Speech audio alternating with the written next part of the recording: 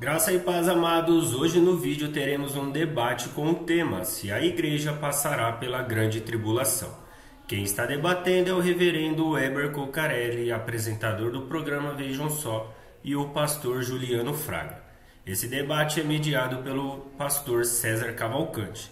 Deixe o seu like nesse vídeo e se inscreve no canal para você se tornar uma chama viva. Começar com você, Juliano. Na sua opinião, a igreja, Jesus vai arrebatar a igreja antes da grande tribulação e por quê? Pastor César, um prazer estar novamente aqui no programa, contribuindo para o reino de Deus, com o reverendo Weber. Um prazer conhecê-lo aqui pessoalmente, uma honra. Eu vou defender a linha e a escola pré-tribulacionista, que a igreja não passará pela grande tribulação. Eu defendo que ela não vai passar pela grande tribulação por alguns motivos, né? Primeiro, a ideia dispensacionalista, pré-milenista. Eu acredito que deve ter uma distinção entre Israel e igreja. E eu entendo que dentro da visão, tanto pós-tribulacionista quanto mesotribulacionista, ou MID, não existe essa distinção. E esta distinção ela é necessária porque, senão, implicaria em muitas coisas, né? Atos 15, por exemplo, Romanos 9, Romanos 11, 1 Coríntios 10, 32, mostra claramente essa distinção. A igreja, dentro deste período tribulacional, da mesma maneira que ela não esteve nas 69 semanas de Daniel, eu não acredito que ela estaria na 70ª, que é a última semana de 7 anos. Também não entendo que a igreja passa pela tribulação, porque o próprio termo arrebatamento, harpazo, significa levar de um lugar para o outro. Dentro de uma visão, por exemplo, pós-tribulacionista ou MID, o arrebatamento que é levar de um lugar para o outro não faz tanto sentido. Por quê? Dentro de uma visão pós-tribulacionista, depois nós vamos escutar o reverendo Weber, eu não sei qual é o ponto e a linha que ele vai defender, mas dentro de uma visão pós-tribulacionista, a igreja ela é tirada, mas até as nuvens, e ela volta novamente para a terra. Então, não há necessidade, então, da igreja sair da terra. Tem um outro ponto também, claro que nós vamos trabalhar no decorrer do programa, que se a igreja ela é arrebatada na segunda vinda com todos os salvos, quem serão aqueles que vão povoar, por exemplo, o milênio, a procriação dentro do milênio? E também em termos de iminência. Eu creio muito na doutrina da iminência, como Tiago 5,8, 1 Tessalonicenses capítulo 5, versículo de número 6, Coríntios 1,7. Nós temos Tito capítulo 2, versículo 13, que também na patrística os próprios pais da igreja já defendiam a iminência. E o arrebatamento ocorrendo tanto no meio da tribulação ou no final da tribulação compromete claramente a doutrina da iminência. Tem mais alguns pontos que nós vamos tratar. Um deles, pastor César, é referente até a uma ideia desonesta, né?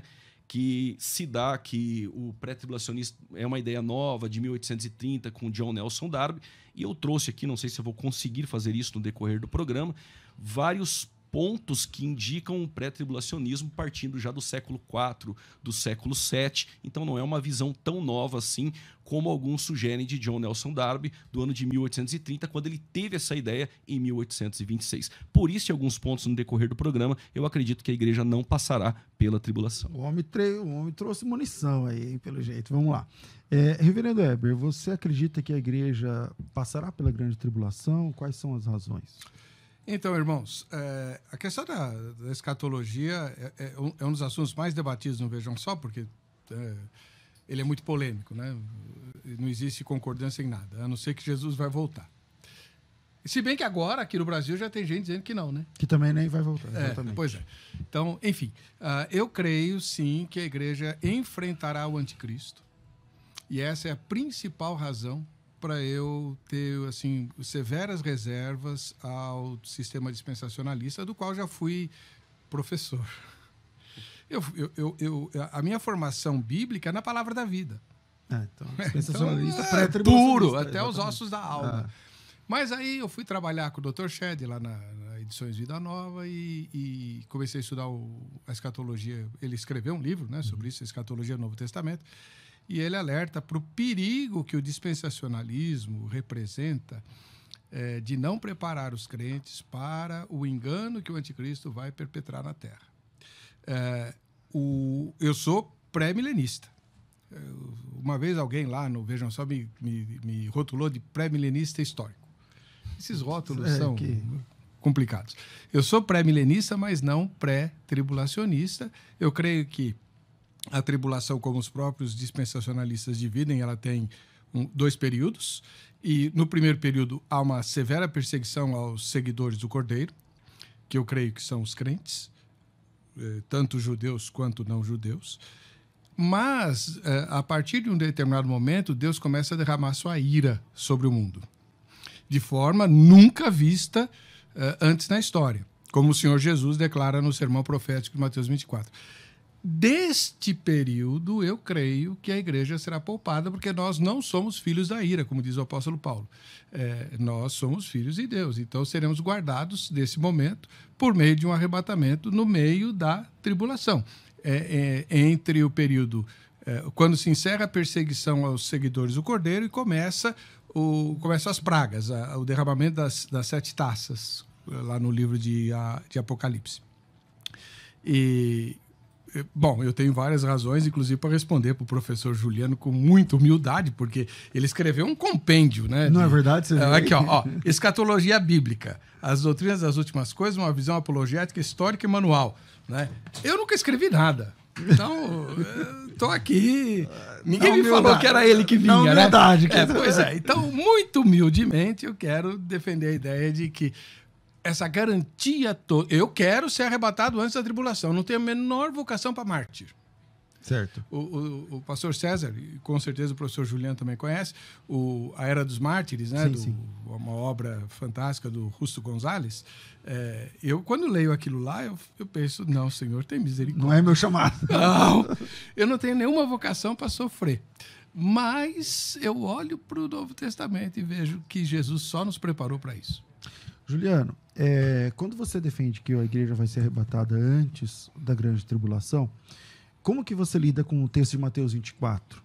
Porque o texto de Mateus 24 parece que Jesus Cristo fala que a volta dele, junto com o arrebatamento, ali no versículo 28 para frente, ali, é no fim da grande tribulação, ou pelo menos no fim desse sofrimento. Como é que você lida com isso? Sim, boa pergunta, pastor.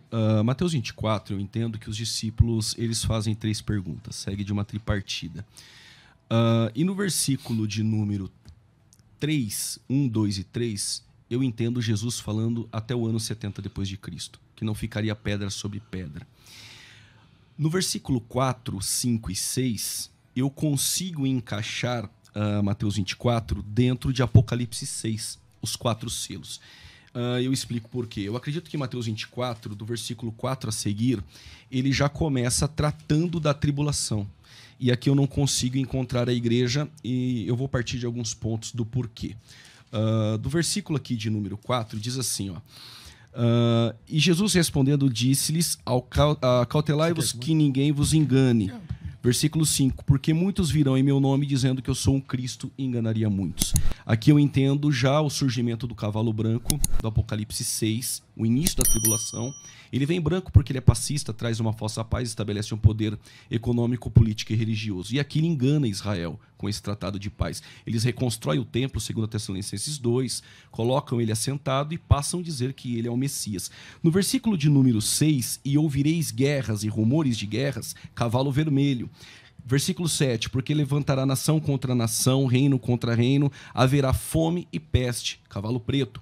E todas essas coisas são os princípios das dores. E o texto vai dizer terremotos e mais embaixo, pestes. Então entendo que essa pandemia, essas pestes, é o cavalo amarelo. E o versículo de número 6 vai dizer o seguinte, quem está na Judéia, fujam para os montes. Ora, se a igreja está dentro deste período, os crentes que moram na Califórnia, não tem monte na Califórnia.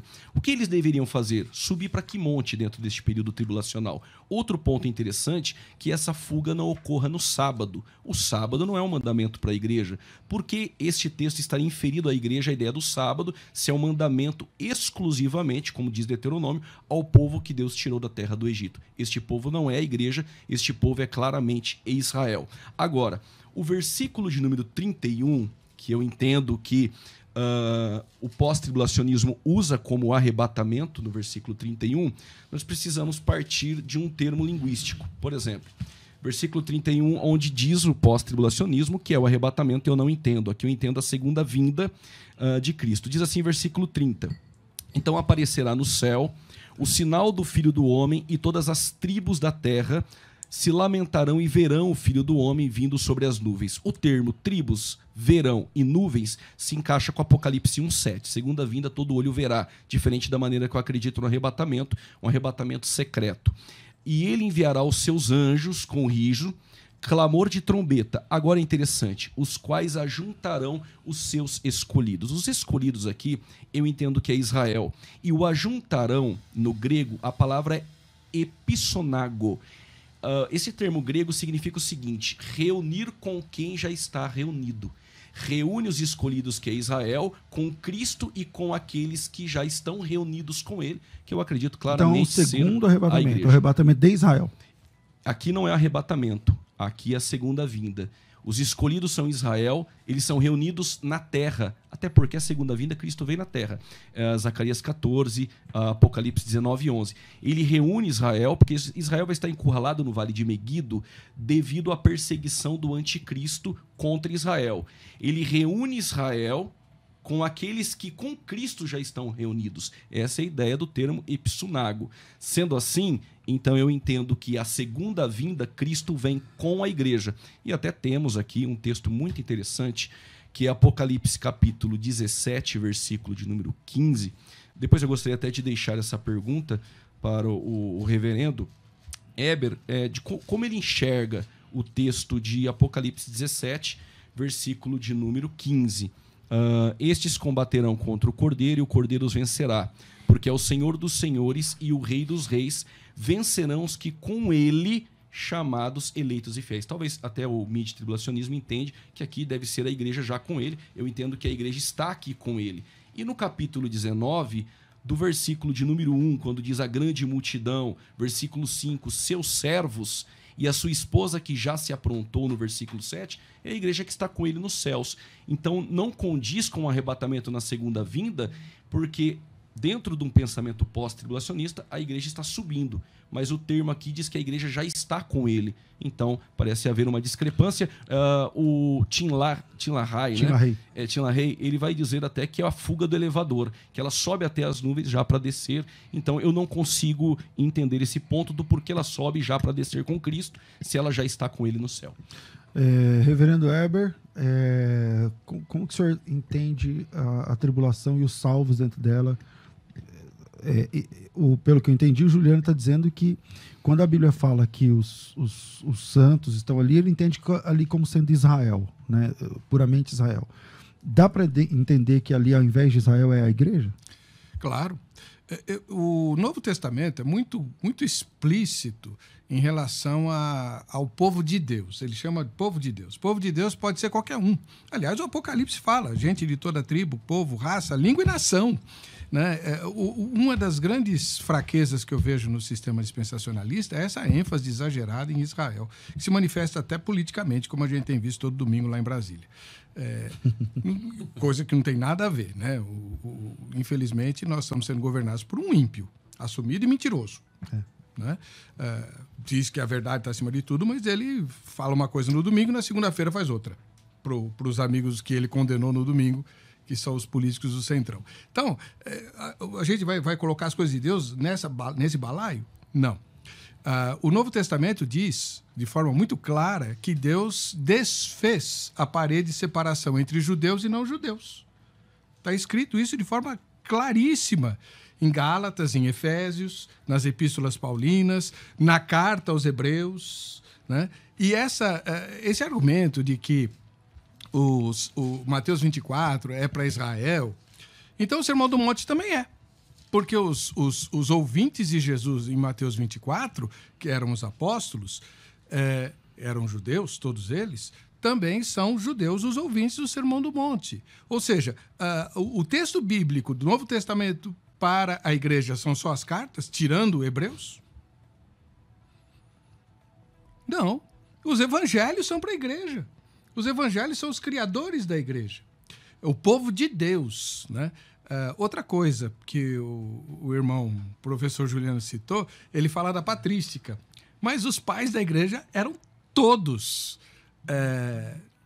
pós-tribulacionistas. Né? Todos eles eram pós-tribulacionistas.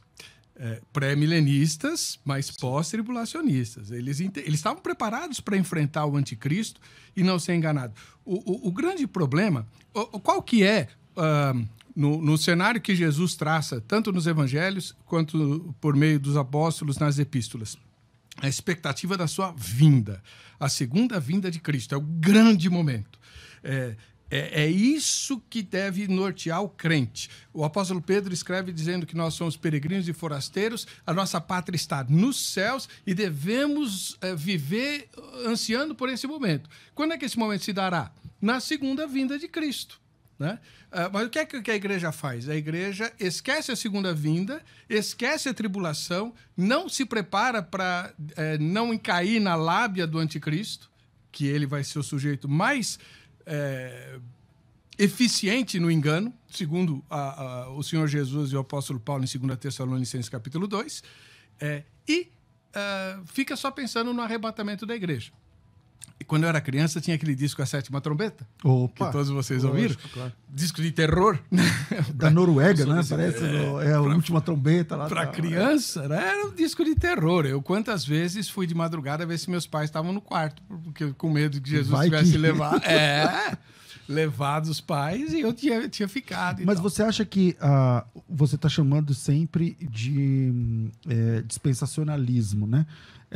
Você acha que essa visão do dispensacionalista, a escatologia dispensacionalista, ela faz com que a igreja perca a capacidade de se preparar? Totalmente. Por quê? Quem é que vai enfrentar o anticristo? É Israel.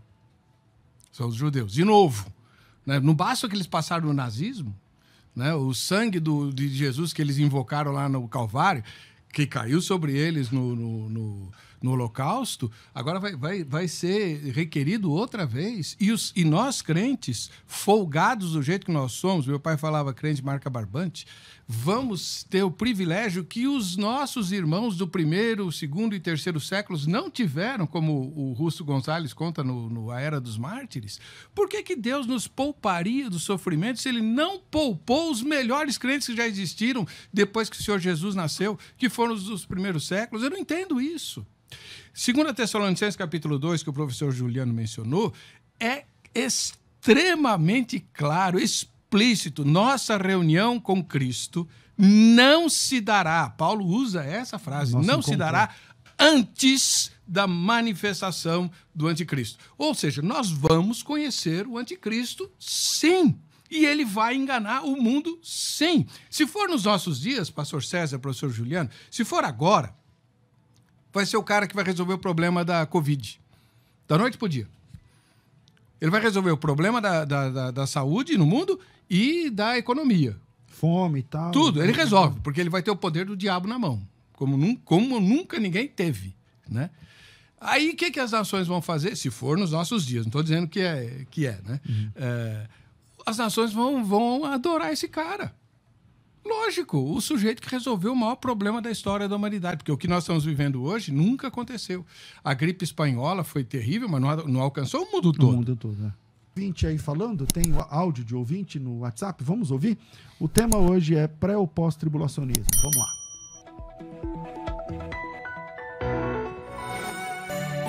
Opinião do ouvinte, debates.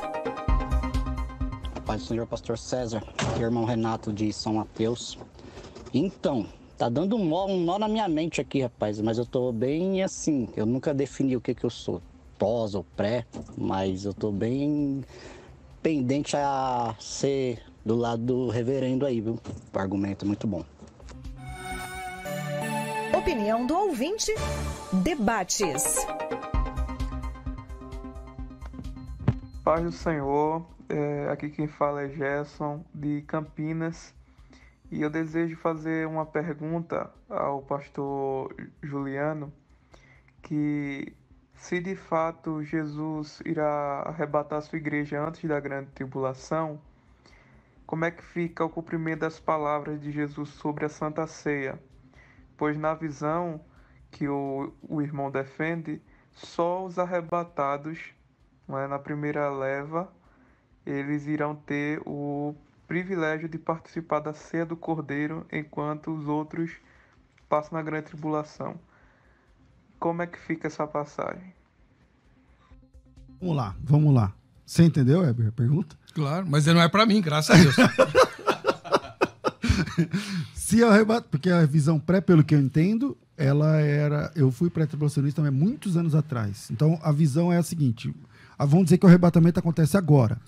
Enquanto a igreja fica 7 anos lá no céu, participando das bodas do Cordeiro, o pessoal fica aqui embaixo, se lascando na tribulação. Só que o pré-tribulacionismo meio que é obrigado a defender que vai ter salvação na grande tribulação, porque vai ter gente vindo da grande tribulação, enfim, tudo mais. Esse pessoal não participa das bodas do Cordeiro? Não tem? Não vaga para eles? Como que é isso? As bodas do Cordeiro é para noiva, igreja. O arrebatamento da igreja ocorre e aqueles que vão ficar aqui no período tribulacional, não tem como descartar, haverá salvação. Nós temos Apocalipse 7, versículo 14, tem a salvação, Apocalipse capítulo 6, versículo 9 e 10. Mas as bodas do Cordeiro e o tribunal de Cristo é para a igreja. A pergunta não foi sobre o tribunal é recompensa para os salvos que prestaram serviço para a igreja. É a igreja. Agora, as bodas do Cordeiro também se trata de um evento entre o noivo e a noiva.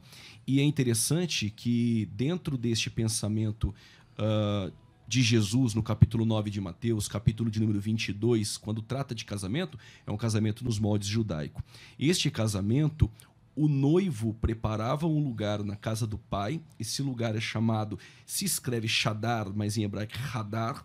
Este lugar era para levar a noiva em uma festa com ela, particular, somente ele e ela. Então, esta noiva é a igreja. Aqueles que se convertem no período tribulacional, acredito que trata-se como mártires. Da mesma maneira que acontecia eles não fazem parte no da igreja, Antigo Testamento. Não fazem parte da igreja. E interessante que quando há essa pergunta, ou é judeu, né, ou é Israel, ou é igreja. Então, aparecer um terceiro grupo, geralmente faz essa pergunta. A resposta é, Ruth é um terceiro grupo. Raabe é um terceiro grupo. Então, não faz parte da igreja, mas havia salvação no Antigo Testamento também pela fé, como Hebreus 11. Então, mas aí que tá. Veja, como essa, na minha forma de ver, é a maior fraqueza do sistema dispensacionalista, na medida em que fica fatiando tanto a obra de Deus quanto os planos de Deus. A Bíblia é muito clara, só existem 2 grupos. Apocalipse é radical nisso, até porque João é dualista. Existem os seguidores do Cordeiro e os adoradores da besta. Ponto. Quem são os seguidores do Cordeiro? Os salvos. Quem são os adoradores da besta? Os perdidos. No juízo final, vai haver 2 grupos. Judeus estarão nos 2 grupos, crentes estarão nos 2 grupos, entende? Não tem 3, 4, 5. É só outra coisa. Eu faço uma pergunta para o professor Juliano. Quantos povos Deus tem? Deus tem um povo, que é a igreja, e tem um povo que é Israel. Então são 2 povos. São 2 povos. Não. Agora, olha só que interessante. Paulo diz isso. O texto diz assim, ó, portanto, portai-vos de modo que não deis escândalo, nem aos judeus, nem aos gregos, e nem à igreja de Deus. Quando Paulo fala em Romanos 11, e todo Israel será salvo, ele está falando de Israel, o povo de Israel como nação.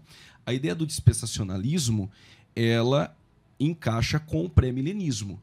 Você descartar, por exemplo, o dispensacionalismo e entender o pré-milenismo, que povo é esse que participa do milênio? Eu vou ter que alegorizar as profecias do Antigo Testamento. As profecias do Antigo Testamento é de caráter judaico para Israel participar com o corpo físico dentro do milênio. Aliás, o trono de Davi é terreno. Claro. A igreja com o corpo glorificado participa do milênio, mas o milênio literal, com pessoas que vão procriar dentro deste milênio, precisa ali de um povo. Claro. Quem é esse povo? É um povo judeu. Agora, se não tem povo judeu e só igreja, então quem entra para dentro do milênio? Quem cumpre as profecias no milênio? Só pode ser Israel. Mas o irmão está esquecendo que eu sou pré-milenista.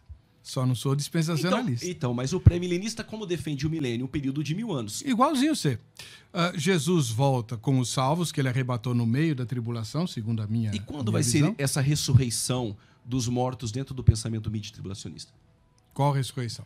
Porque Apocalipse fala na primeira e na segunda. Sim, a ressurreição do arrebatamento da igreja dentro da visão... A ressurreição dos salvos, você fala? Dos salvos. No momento do arrebatamento, igualzinho o sistema pré-tribulacionista. Mas aonde está esse texto do arrebatamento no período da metade da semana de anos, de 7 anos? Devolvo a pergunta. Onde é que Jesus fala em arrebatamento em Mateus 24? Os apóstolos fazem uma pergunta, por favor. Eu respondi. Para mim também não tem ali. Então, não tem. Se não tem para você, não tem para mim também. Então eu precisaria de um pós-tribulacionista para resolver. Não. O que Jesus quer enfatizar em Mateus 24 é a preparação para a crise final. E se bem que essa frase é perigosa, né? Apologeticamente.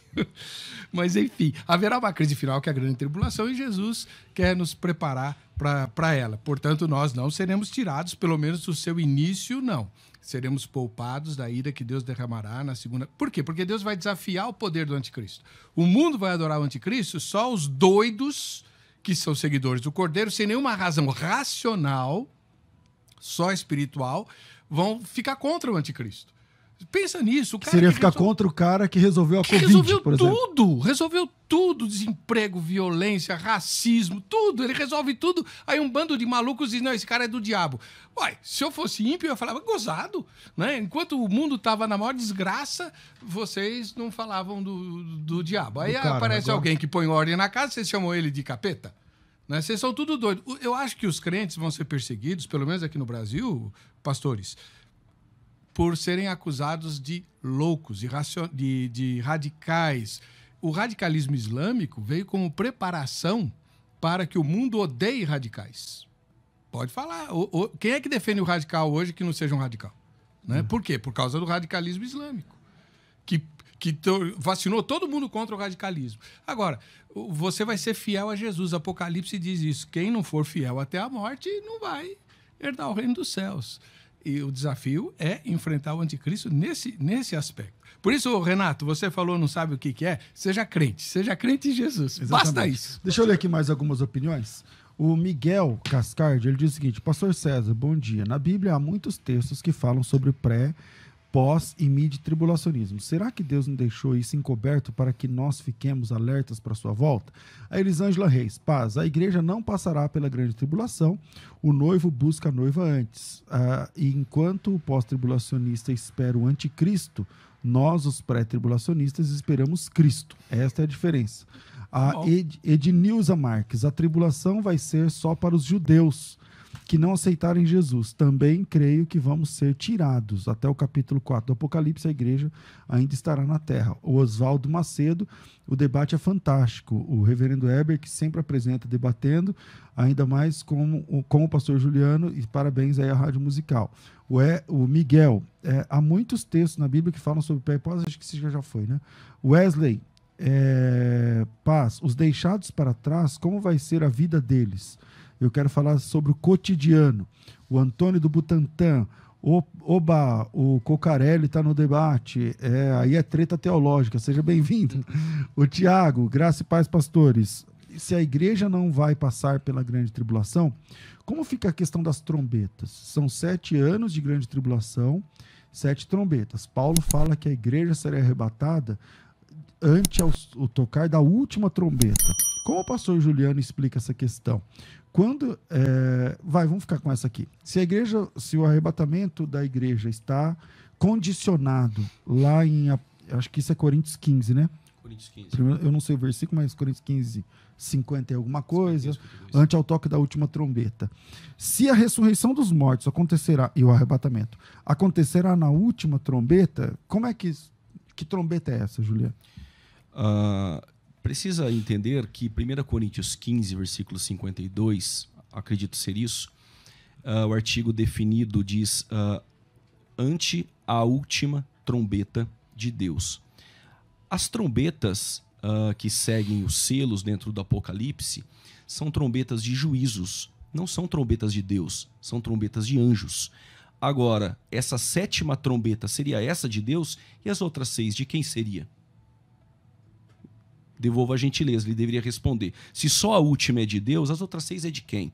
Então eu não Mas entendo... Mas esse texto de Deus não aparece lá no texto de Coríntios. A última trombeta de Deus. Vamos ler? Vamos. 1 Coríntios 15, e as trombetas são trombetas de... 51, eu acho, por aí. 52. São 53. trombetas de juízo.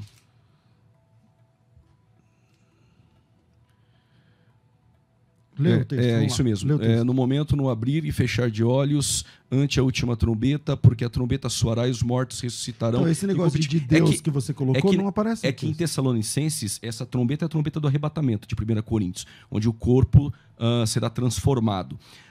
Em Tessalonicenses, que é o toque da última trombeta, aqui em Coríntios, é a trombeta de Tessalonicenses 4, 16 e 17. E lá diz que é a trombeta de Deus. Sendo essa trombeta de Deus harmonizando com Tessalonicenses, que é o arrebatamento aqui também, a trombeta de Deus. Já em Apocalipse, as 7 trombetas de Apocalipse 11, a última é a trombeta tocada por anjo. Não só a 7ª, como a primeira, segunda, terceira, quarta. Então eu não consigo harmonizar essa trombeta. Aliás, lá no texto também não fala de ressurreição.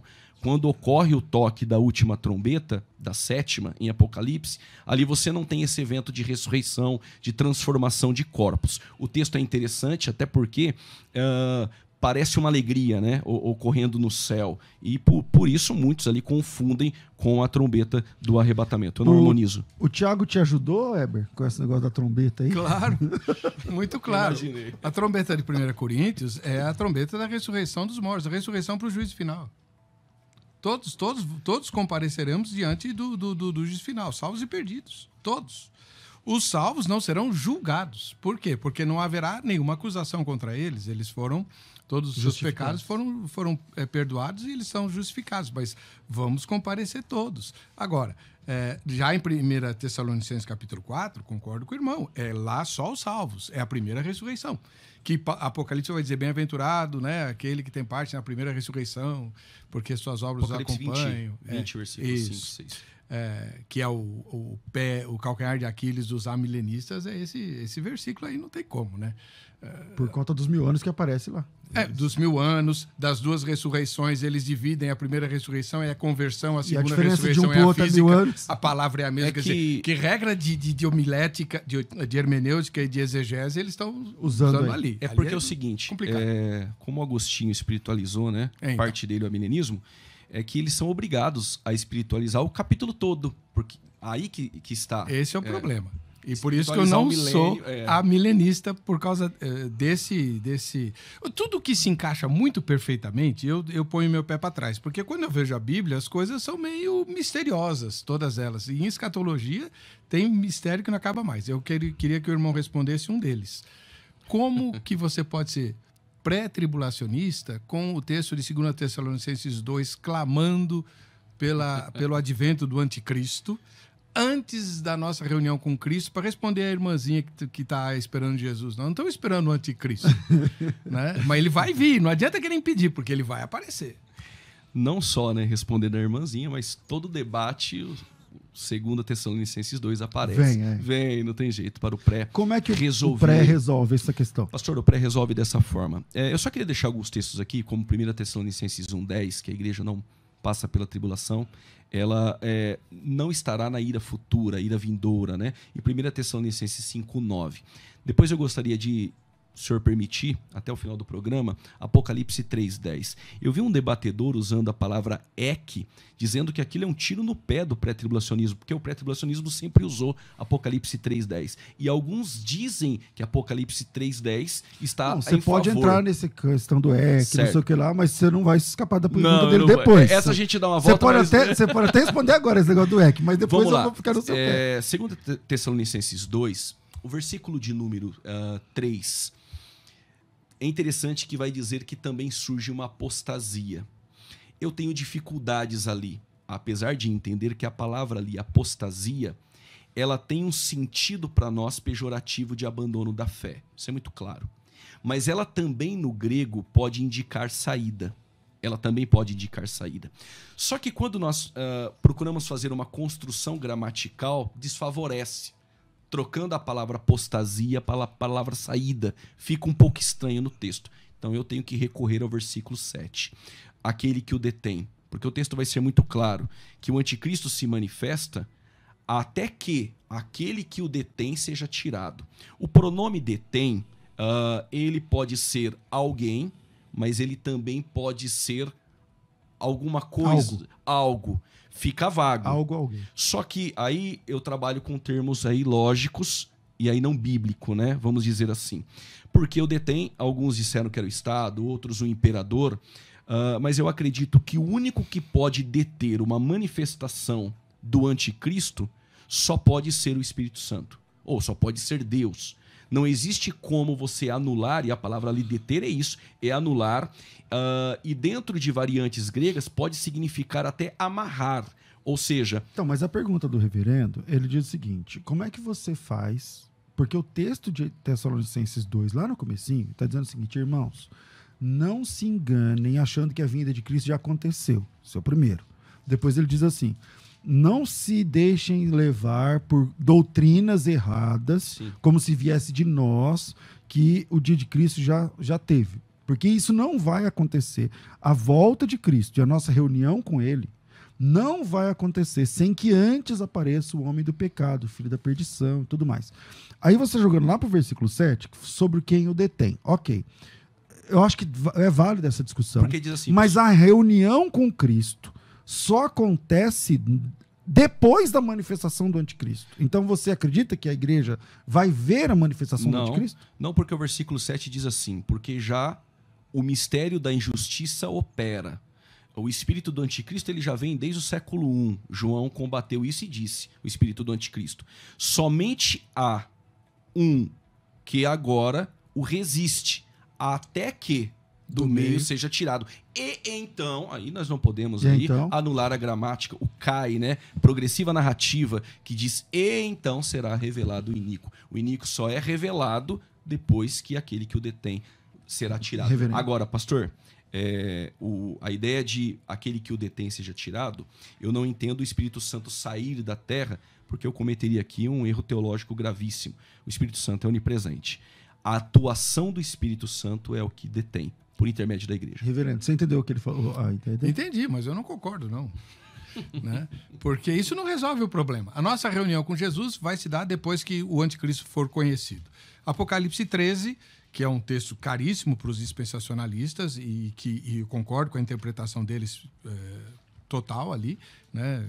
Com exceção da perseguição apenas a Israel, é o anticristo e o falso profeta aparecendo no cenário do mundo e dominando o mundo e recebendo do mundo adoração. E é isso que vai condenar as pessoas e que vai dividir o mundo em dois povos, aqueles que adoram o cordeiro e aqueles que adoram a besta. Simples assim. Agora, quem é que detém a manifestação de Cristo? O poder de Deus. Né? O poder de Deus, quando chegar o momento exato, é que o anticristo vai aparecer. Aí você vai dizer assim, mas então a gente sabe que Jesus não vai voltar hoje porque o anticristo não apareceu. O apóstolo João já disse que vários anticristos apareceram. Se nós vivêssemos na época de Hitler, quem de nós diria que aquele miserento não era o anticristo? Quem de nós diria que não é? Não é esse. Então, gente, para mim, a cabeça ferida de morte da besta é um sistema que se opõe a Deus, um sistema de dominação ateísta e tal, que muitos julgam morto, mas que está ressuscitando e está vindo lá do Oriente, na forma de vírus e tudo mais. Né? Eu estou me referindo ao comunismo ateu, né? Que pode perfeitamente voltar a dominar o mundo. Enfim, o que nós não podemos é deixar de vigiar. Eu concordo com uma das pessoas que disse assim, olha, a Bíblia não é muito explícita sobre isso porque ela quer que nós fiquemos alertas. Concordo integralmente. Bom, já temos que terminar o programa, eu vou ler aqui mais algumas opiniões e a gente volta com as considerações finais de cada um. Eu acho que foi muito legal debatermos esse assunto e podíamos voltar com esse tema de vez em quando. Vamos lá. O Antônio Soares, eu sou o pastor Macedo, sou pré-milenista, pós-tribulacionista. Apocalipse 3:10. A Kelly Regina, paz, pastor. Enoque não seria uma tipologia da igreja, assim como ele não viu o dilúvio, a igreja não passará pela grande tribulação? O Alessandro Ockner. Legal, parabéns, pastores. Assunto sadio que nos leva a compreender melhor, da melhor forma possível. Deus abreviará os dias do sofrimento do seu povo. Sou pós-tribulacionista por haver Como poderia haver duas bodas do Cordeiro? O apóstolo Paulo cita várias passagens sobre a igreja passando pela grande tribulação. O Dair Soares Pereira, se a igreja vai passar pela grande tribulação, então muitos vão esperar a grande tribulação para aceitar Jesus. O Rômulo, ele diz o seguinte, pastor Juliano, por que tanto malabarismo? A Rafaela Alcântara, a cara do pastor César é a melhor. Caramba, os caras ficam vendo que, por mais debates assim. O Edson Henrique, o pastor César fica doido para entrar no debate. Não, fica assim. Você acha? Mas isso é mal de qualquer apresentador. Não tem jeito. Não tem. Aí eu sou... Você tá lá apresentando, vejam só, não tem hora que você tem que falar assim, irmão, por que você não fala assim? Ó? Exatamente. Não, é verdade. Vamos lá, o Sandro, a paz do Senhor, e os 144 mil já não vai mais dar tempo. Tem aqui o Ranilson, sou pré-tribulacionista. Como entender? Aí ele fala que textos, né, que não vai dar tempo, infelizmente, Isaías 26:19, Malaquias 3:16, Lucas 21:34. O Rogério, no fim do debate, o pastor César tem que dar a opinião dele. Concordo. A pastora Adenilson. A paz seja com todos, que debate fantástico, acredito e quero estar certo que o Senhor poupará os seus escolhidos da grande tribulação, tal, Deus abençoe. Vinhetinha do finalzinho aí, das considerações finais, porque infelizmente o tempo voou. Vai. Considerações finais. Debates com o pastor César Cavalcante. Um minuto para cada irmão se expressar aí nos finalmente. Infelizmente, esse não é um assunto que dá para... 1 hora é pouco, 2 é pouco, 3 são pouco, enfim. Vamos lá. Juliano. Devido a esses textos de 1 Tessalonicenses 1:10, de 1 Tessalonicenses 5:9, Apocalipse 3:10, aí eu não teria tempo para explicar aqui a palavra tirando de dentro da hora e não da tentação. E acredito que a ideia de a igreja passar pela tribulação, na segunda vinda, ocorrendo o arrebatamento, como alguns aderem, nós não teríamos um povo para estar dentro do milênio. E principalmente o julgamento das nações, que ocorre na terra. Vai julgar ovelhas e bodes, mas as ovelhas já estão com o corpo glorificado. Fica meio sem nexo.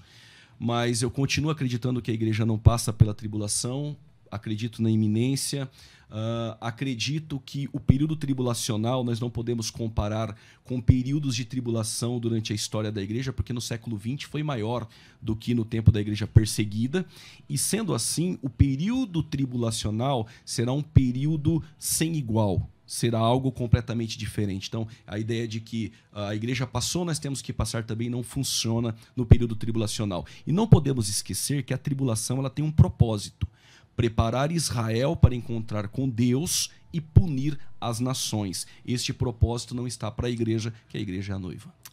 Obrigado, Juliano. O Juliano é autor do livro, como chama? Ele me deu um também faz tempo. Escatologia Bíblica, a doutrina das últimas coisas, uma visão apologética, histórica e manual. Tá certo? Prazer, onde pastor. que a pessoa... Dá seu WhatsApp, quem quiser adquirir o livro. Vou estar às 2 horas aqui. Aí é melhor. Aí eu tá bom. passo. E deixar um abraço aqui para o senhor, mas uma vez, né, a oportunidade de poder estar aqui contribuindo para o reino e conhecer o pastor Heber, foi um prazer, uma honra muito grande estar aqui com o senhor. Tá aí um cara para ir participar do Vejam Só. Reverendo Heber, suas considerações finais. Então, eu quero lembrar que a posição que eu defendo aqui não é nem a milenista, nem a pós-milenista, é a MID. Eu creio que a igreja será poupada... Midi-tribulacionista. Midi-tribulacionista. A igreja será poupada da ira de Deus, que será derramada sobre o mundo por causa dos adoradores da besta. Então, nós seremos tirados aqui, mas não seremos poupados da ira da besta, que vai perseguir a igreja, conforme o livro de Apocalipse e o sermão profético de Jesus deixam muito claro, usando uma estratégia profética de falar sobre um fato ocorrido no passado para se referir a 2 no futuro, né? Que foi a destruição de Jerusalém e a ação do anticristo na primeira metade da grande tribulação ainda por vir. Jesus usa essa estratégia em Mateus 24, tentando nos alertar para que estejamos alertas com relação aos sinais. É a ênfase de Mateus 24. Observa o que está acontecendo e põe os olhos no céu. Nossa vida e nosso futuro não serão neste mundo, mas no mundo transformado pelo poder de Deus. Amém. Vejam Só hoje o que vai debater. Então, nós ainda estamos em reprise por causa da pandemia. Ah, então você você que decide ou não? Não, que não eu sabe? sou o último que falo, o primeiro que apanha. Bom, vou mandar um abraço aqui pro pastor Dejalma, tá mandando um abraço tanto pro reverendo Heber quanto pro pastor Juliano. Obrigado. E todos os demais queridos que estão participando. Eu sou pós-tribulacionista, não sou mid nem sou pré, eu sou pós-tribulacionista clássico. Só para me deixar só uma minha posição, me desculpa se pareceu que eu apertei o Juliano. Você sentiu isso, Juliano? Não sei. Não quero, não quis. O senhor sempre me aperta. Certo. Mas só respondendo a pergunta da irmã, falando que a gente espera a Cristo, não anticristo, não sei o que lá, ou por que Deus poupou, quem ele falou lá do Antigo Testamento? Enoque, Deus poupou Enoque. Então, do dilúvio, mas não poupou Noé, né? Noé atravessou o dilúvio, ele, a família inteira. O texto lá de 2 de Pedro disse: Deus não poupou os anjos quando pecaram e tal. Deus não poupou o mundo antigo, mas preservou Noé dentro do dilúvio, né? Então ele poupou mas não poupou 8, né? Que são Noé e a sua família e tal. Então tem aí os dois lados da história. Eu acho que de vez em quando a gente tem que ter um debate sobre escatologia, porque eu acho que a igreja fica melhor preparada. O pessoal de hoje só fica falando de bênçãos, mas eu acho que temos que estar preparados para o toque da última trombeta. A última, viu, Júlio? Obrigado por chegar até o final desse vídeo. Não esquece de deixar o seu like e fazer a sua inscrição para você acompanhar mais vídeos de debates, vídeos que irão edificar a sua vida. Graça e paz, que Deus te acompanhe.